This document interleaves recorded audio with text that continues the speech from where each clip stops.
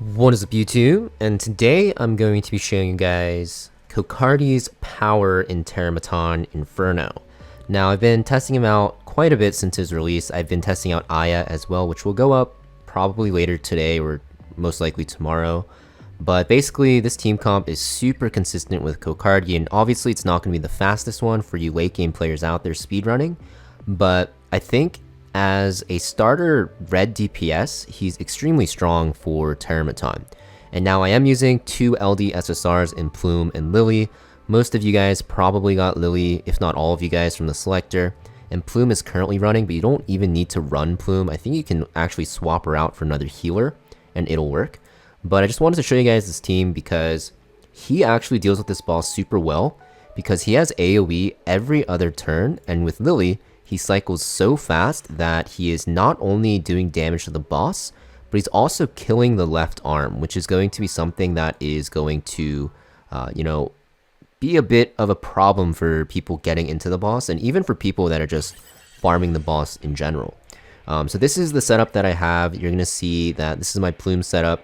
I do have them on non-optimal gear because I wanted to make it a little bit more realistic. It wouldn't really make sense for me to have my Plume at 350 speed, just buffing, or I guess like debuffing the bosses, and just making my Plume, my Kokardi do a ton of damage. And you're going to see my Kokardi is on just a standard setup. I have him on count, which you might not have when doing this boss. I don't really think it's better. I think you can use something like White Fang, and it's probably fine. But count is definitely very good too. I think count is honestly better on this fight, but White Fang works. Then we have Lily here, so I did drop her speed by like 70. Actually not 70, like 60-ish. So yeah, I have her on Artisan, just on Swift Rush, nothing else activated. And then I have Fushu here. I have her on Bloodbath and Halloween. I don't think Bloodbath is really required because you're not going to really ever die. This character never really drops below like 50%. But having Halloween is nice because you can refresh the cooldown on your S3. Instead of Bloodbath, you can even run Time Weave, and it's probably very good. And then I have Valerian just on full HP, Time Weave, Gigabyte, nothing really too crazy. She's mostly here to give the cheat death at the start, and also give my team a barrier every single turn they take, as well as an attack buff. So you guys can see the comp now. If you guys are struggling to survive in the beginning, you can actually focus the left arm. This will make it so that you're killing the arm, which will be defense downing you and doing a ton of damage, but also at the same time you're still going to be hitting the boss. And you're going to see, if you even hit the boss, you'll end up killing the arm as well, which is the hilarious part about Kokardi in this fight. So here we go. You're going to see my Plume opens. Very, very powerful character. And with this comp, you are 100% win rate, you'll never die. It's just super, super OP, honestly. So you'll see Kokardi does his AoE S3, and you'll see the arm drops to literally almost half health. So yeah. The arm just gets kind of obliterated while you're still killing the main boss. You can see it's literally almost dead. And like I said, if you are really struggling to survive on the opener, you can even focus the left arm first through the battle settings and repeat battle, and then have Kokardi start hitting the main boss. I don't really recommend hitting the right arm because it's just a waste of time. But here you can see at the half health mark, the left head is dead. And now the boss is just not going to do any damage, right? But you can see, like, he does so much damage, and he's not even ramping up all the way because he's killing so fast with this comp. So for sure, if you replace Plume with a separate character, you should be able to do this with ease. I don't think she matters too much. She just definitely speeds up the run a lot.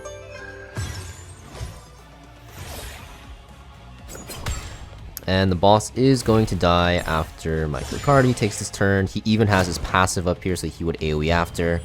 And you can see this is like one of the slower runs, which is not that bad, right? It's like super stable. Definitely a good starter character for farming Terrormaton. I know a lot of you guys probably are already farming it, but I just wanted to show off kind of like his damage potential here. And just for you non-believers out there that you need Plume for this, I will do it without Plume. I'll do it with Sonya, so we're missing out on the Dispel and the Defense Down and the Cursed Quill, which will speed up the runs a lot. But you'll see that with this comp as well, my Sonya's on literally random gear because I don't want her to be fast, because it'll make it not realistic for the newer players out there, I'll show you guys that it's still possible. In this situation, you might want to focus the left arm because the fight will take a bit longer because you're not utilizing the defense down. But you're going to see that Kokardi still will do a ton of damage to not just the boss, but the arm eventually. So here we go. You're going to see that the arm does stay alive, but it's okay. We will slowly do damage, slowly but surely. There we go. The arm is taking some damage now. And like I said, if you are struggling to survive because the arm, like this arm here, is defense downing and causing too much havoc, you can definitely just focus it down. So you can see the difference the plume makes is pretty large, but it's not going to really change the win rate of the run. It's mostly just going to change the speed, which is a big thing as well, but not the most important thing for newer players, right? That are just getting into the boss for the first time.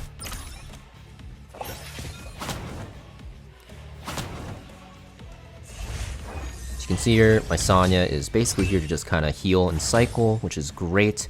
You can use red Chiaki here. You can use what's her name, Mia here as well. Linglo you can't because she's blue. She'll just end up dying.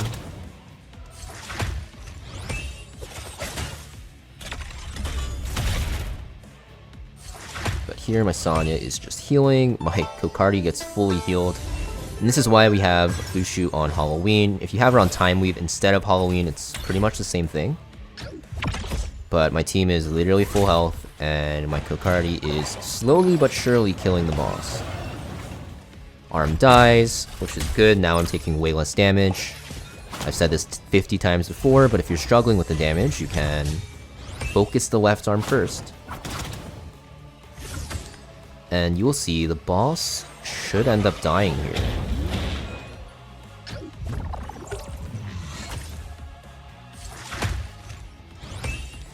And this will end up killing. I believe it's his S3. Yes, we overkill. And that is him in a slower comp, which is 224, but a lot more easier to build because you'll have Sanya here. So yeah, pretty much it for this Kokardi showcase. I guess the day just reset, but he's pretty good in Terrormaton. I'll be testing him out in some other PvE areas like Aurora and stuff like that. And then of course, the long-awaited PvP showcase I'll be doing for our endgame players that want to see how he is, but he seems pretty good in PvP, spoiler alert. But yeah, thank you for watching, guys. Make sure you guys hit that like and subscribe, and I'll see you guys next video.